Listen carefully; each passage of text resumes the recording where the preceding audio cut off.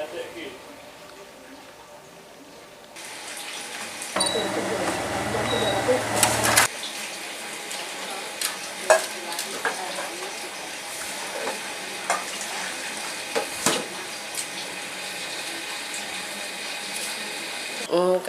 dari pengamatan saya sendiri juga ya, kalau dibandingkan rumah-rumah yang ada di sekitar Lawan itu memang sini tuh paling tua. Terus kemudian ada penelitian dari Pak Alfa Pabila, itu dosen arsitek di UMS, meneliti di sini kalau di rumah ini merupakan rumah tertua di Solo.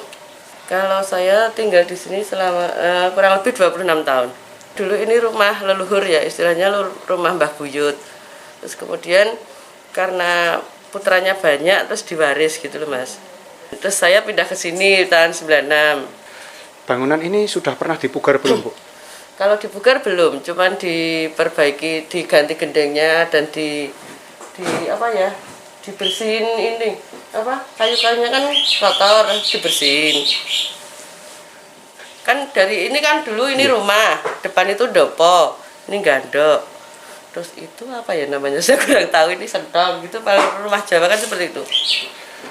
Saya dengan keluarga Mas, ada bule, ada putranya Pak D juga. Oh, masih terah gitu? Masih satu terah. Terahnya ini terah Marto Dinaman Mas di sini.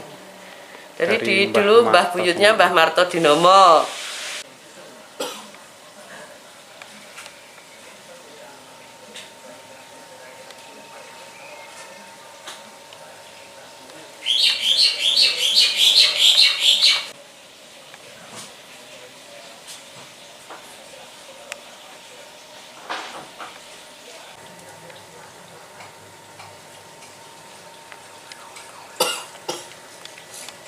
Ya, kebetulan saya sebagai Ketua Forum Pengembangan Kampung Bandeng Laweyan FPKBN. Jadi kalau kita membaca literatur dan baca sejarah ya, bahwa Laweyan itu merupakan satu kampung tradisional yang sudah turun-temurun dan bisa dikatakan sudah sangat tua.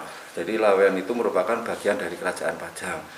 Begitu Majapahit runtuh, Demak, kemudian muncul Pajang, kemudian Laweyan bagian dari Kerajaan Pajang. Tetapi perlu diketahui sebelum Kerajaan Pajang itu ada, Laweyan itu sebenarnya sudah ada. Dan itu Laweyan itu memang dari dulu merupakan satu kampung pusatnya industri. Lamanya Lawe itu benang. Jadi di sekitar Laweyan itu dulu memang menurut literatur yang saya baca itu merupakan hutan kapas. Dan kebetulan di kawasan Laweyan ini juga dilalui jalur sungai, di mana jalur sungai itu merupakan jalur transportasi perdagangan pada waktu itu yang luar biasa. Dan di situ akhirnya muncul suatu bandar, namanya Bandar Kabanaran, dan di utaranya itu ada pasar Laweyan. Antara bandar dan pasar ini sebenarnya ini merupakan salah satu cikal bakal munculnya berkembangnya Laweyan.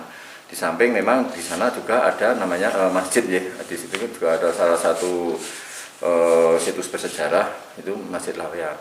Tetapi memang kalau dari kata Lawe ini, maka pusat kawasan itu adalah di bandar dan pasar.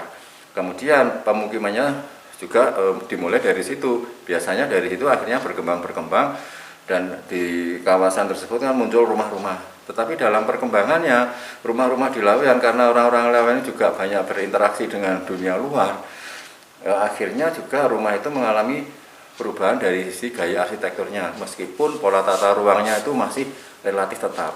Dan salah satu rumah yang sampai sekarang itu masih orisinil, yang masih belum berubah adalah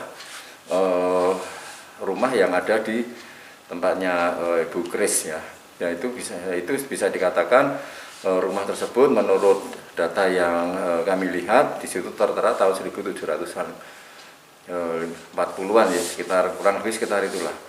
Dan itu merupakan satu data konkret yang sampai sekarang masih ada, dan itu bisa kami buktikan karena memang sistem dari arsitektur bangunannya pun, sistem konstruksinya itu tidak pakai model paku sampai biasanya model pakai pasak dan sebagainya. Itu menunjukkan bahwa rumah tersebut itu merupakan betul-betul rumah yang betul-betul kuno ya, betul kuno. Dan itu dari data yang saya ketahui sampai saat ini.